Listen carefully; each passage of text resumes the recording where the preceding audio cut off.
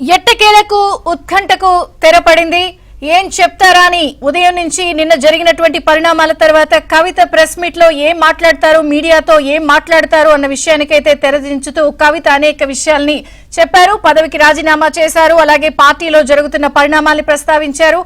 అలాగే కాళేశ్వరం అవినీతి విషయాల్ని, హరీష్ రావు చేస్తున్నటువంటి వెనక నుంచి చేస్తున్న అంశాలతో పాటు తాను ఏ పార్టీలో చేరను, ఏ పార్టీ అవసరం లేదంటూ కూడా ఒక్కొక్క అంశాన్ని వివరంగా చెప్తూ వచ్చారు.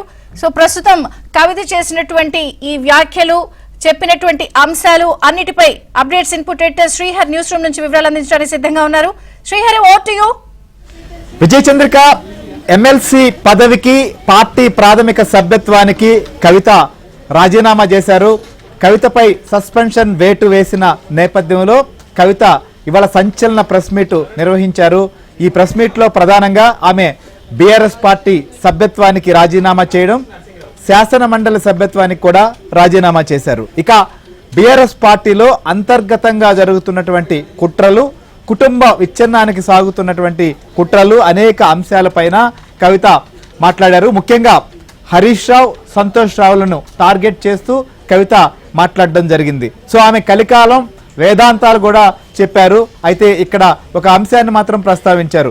ఖచ్చితంగా తాను ఏ పార్టీలో చేరను, బీఆర్ఎస్ రాజీనామా చేసిన నేపథ్యంలో అటు కాంగ్రెసో లేకపోతే బీజేపీనో ఇంకేమైనా చర్చలు జరుగుతున్నా ఏ పార్టీలో చేరను, అన్ని విషయాలను జాగృతి సంబంధించినటువంటి కార్యకర్తలు, నాయకులతో చర్చిస్తాను, ప్రజల్లోకి వెళ్ళాక ప్రజల యొక్క అభిప్రాయాలు తెలుసుకున్న తర్వాత తన నిర్ణయం ఉంటుందని చెప్పడం జరిగింది. దీని ద్వారా కవిత కొత్త పార్టీ పెట్టేటువంటి అవకాశమే ఉంది. కవిత పార్టీ పెట్టేందుకే ఆమె ఆ పార్టీ సంబంధించిన అంశాన్ని ఇప్పటికిప్పుడు ఆమె ప్రకటన చేయలేదు. కానీ కవిత మదిలో, కవిత ఆలోచనలన్నీ కూడా తన దారి తాను చూసుకోవాలనేటువంటి ఒక నిర్ణయానికి వచ్చింది. సో ఆమె ఖచ్చితంగా పార్టీ పెట్టేటువంటి అవకాశమే ఉంది. ఆ విషయాన్ని ఆమె మాటల్లో చాలా స్పష్టంగా అర్థమైంది. ఇక కేసీఆర్ కుమార్తెగా కేసీఆర్ కావచ్చు, లేకపోతే బీఆర్ఎస్ పార్టీకి నష్టం కలిగించాలనేటువంటి విషయంలో తానెప్పుడూ కూడా భావించలేదు. కానీ పార్టీలో జరుగుతున్నటువంటి అంతర్గతమైనటువంటి వ్యవహారాలను మాత్రమే తాను ప్రశ్నించిన అంశాలపైన కనీసం వివరణ తీసుకోలేదు. పార్టీ వర్కింగ్ ప్రెసిడెంట్గా ఉన్న కేటీఆర్ కూడా తనకు ఫోన్ చేయలేదు. కేవలం తన పైన బలిపశువుని చేశారు, పార్టీలో ఉరివేశారు, సస్పెండ్ చేశారు, ఒక ఆడపిల్లని కూడా చూడకుండా అనేటువంటి విషయాన్ని ఆమె ఆవేదన వ్యక్తం చేశారు.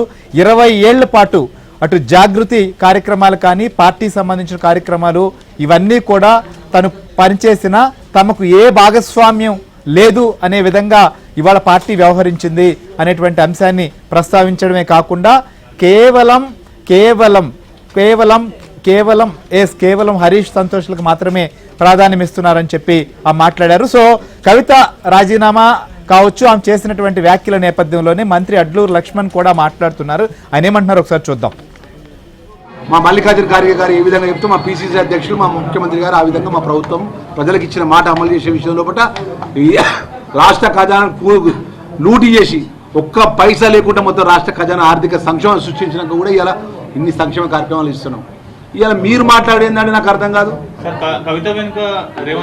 ఎట్లుంటారండి ఇప్పుడు ఒకటి గుర్తండి, ఇవాళ జాతీయ పార్టీలు ఎన్ని ఉన్నాయి ఈ రాష్ట్రంలో, దేశంలో? ఒకటి కాంగ్రెస్ పార్టీ, ఒకటి బీజేపీ ఉన్నది.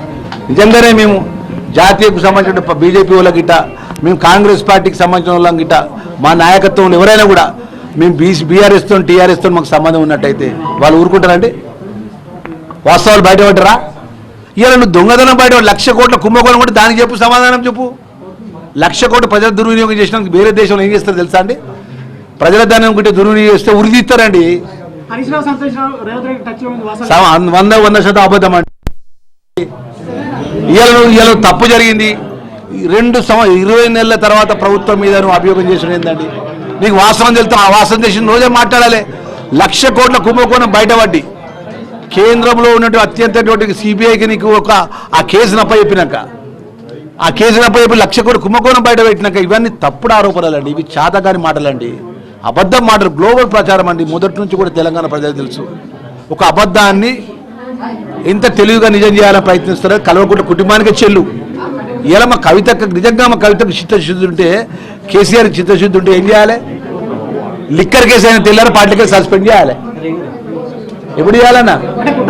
అరే నువ్వు ఆమె సస్పెండ్ ఇలా చేసింది కదా, ఎప్పుడు చేయాలి సస్పెండ్? ఎప్పుడు చేయాలన్నా? లిక్కర్ కేసు అయిన తెల్లారే నీ నీతిగల ప్రభుత్వం పార్టీని నడిపిస్తున్నా, రాష్ట్రానికి నీ నా ముఖ్యమంత్రిగా పనిచేసిన అని చెప్పినోడు ఏం చేయాలి? లిక్కర్ అయిన తెల్లారే బిడ్డను సస్పెండ్ చేయాలి.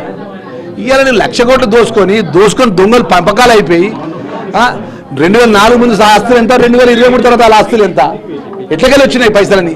విల్లాలు ఎక్కడికెళ్ళి వచ్చినాయి, ఫామ్ హౌస్లు ఎక్కడికెళ్ళి వచ్చినాయి, జనవాడల భూములు ఎక్కడికెళ్ళి వచ్చినాయి, ఎక్కడికెళ్ళి వచ్చినాయండి ఇవన్నీ?